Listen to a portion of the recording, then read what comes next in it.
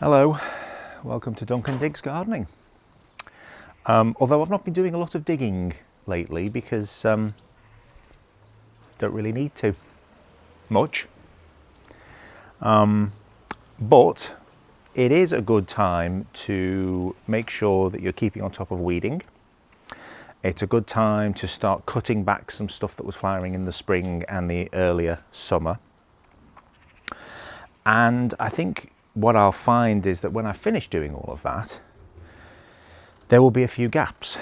So this episode is more about succession planting. You're really pleased with what's happened so far, but there's also an acknowledgement that by the time we get to kind of August, July time, some of this will have faded and gone, some of it will have finished. So this is all about identifying those gaps and looking for plants that are perhaps late summer flowering, early autumn, just to keep the colour going as long as possible. Especially as the light starts to weaken, the sun starts to weaken in the sky, the light starts to fade, the temperatures start to drop slightly. Flowers naturally just don't perform as well as they do at the height of summer. So you've got to try and keep that succession going and that continuous colour. So I'm going to be taking you around some of the things that I'm keeping on top of and cutting back today. We'll also go through some of the plants that I've bought to continue that colour later in the summer. And I imagine at some point the cat will do his level best to ruin it all. So let's crack on.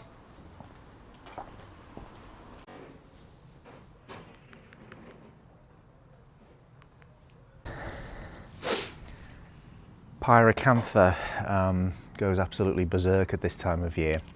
It's finished flowering, and these berries that have appeared in the place, the fruiting effectively, will be a bright orange, great for the birds, and certainly don't want to detract from any of that. But what it's also doing is creating a little bit of shade for the plants down here that are, I have some that are sort of late summer, so really we do need to kind of keep this clear as possible. So yeah, it's a good opportunity just to cut this back, keep it under control.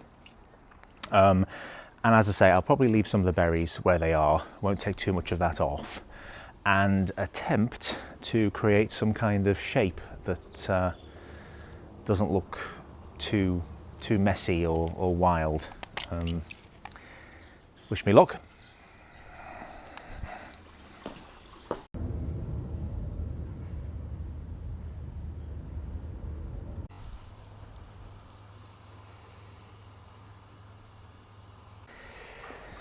It is definitely petunia season. Should probably get out more, shouldn't I, really? Anyway, it's a great time of year for petunias. They're at their best. Vital, along with cosmos, that you continue to deadhead, which will encourage new flowers. And they're one of the easiest to deadhead because they're very, very easy to identify. Obviously, these are all fine. You can potentially make out one here that's had better days, and to test whether or not it's ready to deadhead, all you need to do is just pull gently. And if it's ready to come off, it'll come off. If you're not sure about one, and you give it a tug, nothing happens, leave it.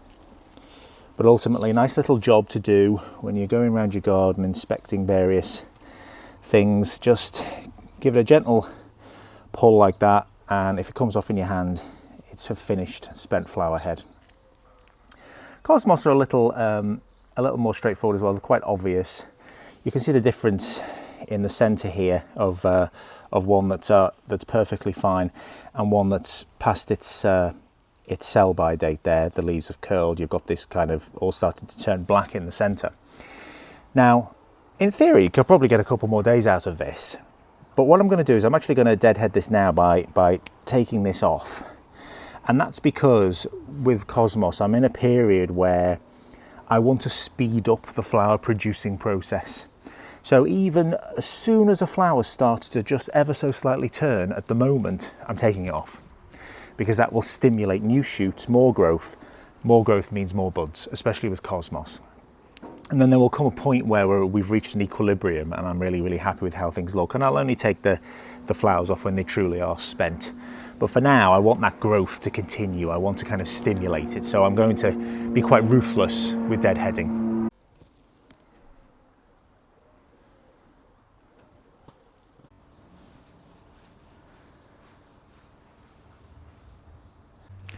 This is Pulmonaria. It's a spring flowering spreader, basically. Nice, small, tall, little bluey purple flowers, perfect for bees at this time of year. But as you can see, it's pretty much all finished now and got lots of lovely new growth on the top. So it's just probably a good idea to lift at the bottom, identify where you can see all of the dead and the finished flowers, and I'm just going to kind of grab these and cut them out and pull them out just to keep it, I suppose just to keep it tidy more than anything else, but no harm in tidying up around the base, and you'll find that a lot of it will just come away and that can be composted. And use the opportunity while you're there as well, if necessary, to extract some weeds, which is always a problem at this time of year, but this will clear out the old base and encourage some more new growth.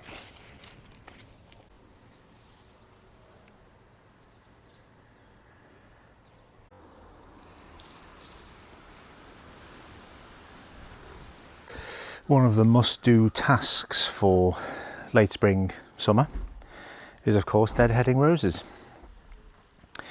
This beauty here is Dame Judi Dench, I think. She's never looked better. Got a deadhead here, and I think the temptation sometimes is to, with your thumb, just snap the top of the head off, which, to be honest, with some roses it's fine, you can. It's just going to keep flowering, and that's not a problem.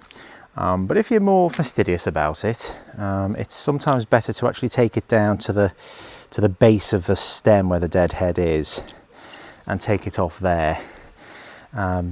Just because you're affording an opportunity for new shoots to appear at the cut, which could then potentially carry flowers, where if you actually take it off at the hip, where the hip begins there, it's highly unlikely you'll get repeat flowering. So word to the wise, that's tends to be what I do with roses, and I'll go through now and do the rest.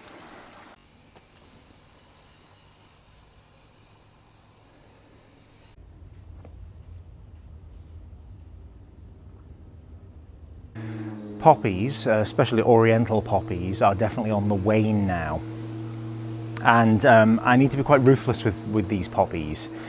They're beautiful, of course, but you probably get maybe 2 or 3 flowers to a plant that takes up a hell of a lot of space, and lots of leaves at the bottom. And there's nothing necessarily wrong with that, but it's at a time when I have certain other plants trying to grow. They can get drowned out, they can get shaded and covered over completely. So I'm being quite ruthless. You can see here that this poppy head is completely faded. Rather than just take the head off, you can see this is still flowering. It's probably got another few days on it. That's fine. Take that out of the way. But for the rest of it, I'm going to take it right back to the ground. And if it's a fairly warm summer and there's enough heat and rain in equal measure, they'll completely regrow, and you may even get some more flowers towards the end of summer, early autumn. Not unheard of. For now, however, I'll leave the rest, and what I might find is that once it's all cleared, we actually have a fair amount of space to place our late summer flowering plants. Quite happy with that now. Created a lot of space. You can see a few cosmos dotted around. They'll have a bit more room now, a bit more light, space to grow, and hopefully we'll get some more flowers from them. But ultimately, now that we've cut them all back, those poppies will start to regrow slowly, and you can keep on top of that if you want to. But apart from that, what to plant?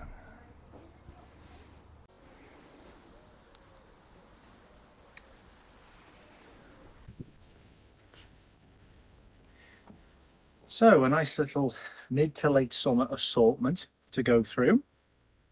I'm going to start with this one, my riskiest purchase to date. This is an eryngium. Effectively, it's a sea holly. You've seen these, and they tend to be quite coastal for obvious reasons, as the name implies. This is called Big Blue, and I wanted something different, something with a bit of height. There's a few of the other things which I bought here as well. They love a lot of sun.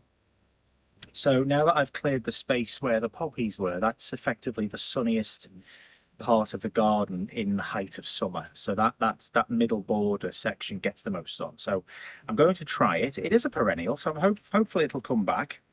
If it's not too swamped by other things in early spring. It's extremely spiky, so I'm being quite careful. I'll use gloves when I plant it. They also don't particularly like overly nutritious soil, so I think I'm going to plant them quite next to where the remains of the poppies are, because I'm not going to add anything extra to it, no compost or anything like that. I'm just going to plonk it in the ground and I'm going to leave it. Hopefully at that point the surrounding soil has already had a lot of the nutrients taken out by the poppies, and this thing should thrive. So we'll see how that goes. Speaking of height, this chap here is a Liatris. Now I do have a couple in the border already. They're a lot smaller, sort of a lot closer to kind of this sort of size. But I saw this chap and thought, no, I've absolutely got to have this one. This is called Florist and Violet. And these huge tall spikes of pinky purple flowers that will gradually open at the top, and although it'll start to die from the bottom up, they do stay for a good few weeks. You do get a lot out of them, and the bees absolutely love them. So pleased with that one. Again, probably going to put that towards the back of the border where I have some height. Slightly more traditional now, and this one is a leucanthemum, and as the name suggests, it's quite similar to a chrysanthemum. I'm sure your mum or your grandmother loved chrysanthemums, especially to add that kind of winter colour as well, where you get winter flowering chrysanthemums. So this is a leucanthemum. It's called Real Gold Cup. Again, kind of mid-height, but with these big, huge, open, bright yellow style daisy flowers. Should add some nice colour and should keep on flowering as long as you continue to deadhead throughout the summer. One of the other stars of late summer, undoubtedly, is an echinacea. So this is called Delicious Candy, not for human consumption. Just thought I should throw that in, as obvious as it may sound. They love sun, perfect for sunny spots, and these flowers, you don't always necessarily get huge amounts of flowers, but again, perfect for pollinators. Bees and butterflies absolutely love them. Big showy flowers, and this seems like a really healthy plant. So again, I'm going to kind of put this towards the back sort of middle space. And echinaceas, actually, as long as we don't have too harsh a winter, they can tend to stay in the ground, and they will come back if we tend to have them on mild winters. I have a few of these in the front which gets baked most years, so we'll see how this goes. And then finally, something for the front, something at the lower level, are these bidens. So this is Takatuka double yellow, lovely sort of orangey yellow. They provide a nice sort of low cushion of colour. You can deadhead to promote new growth, just taking the flower heads off, and as long as it gets enough sun, this will keep going. So I've got a nice little assortment of different yellows here. I've got a Taka white yellow and a gold stripe in the middle as well. So adding some yellow to the border, which I don't necessarily think I have too much of, because I've got quite a lot of pinks and oranges and from the roses and stuff like that, but not a huge amount of yellow. So we shall see what happens. And yeah, I'll go and get these planted now.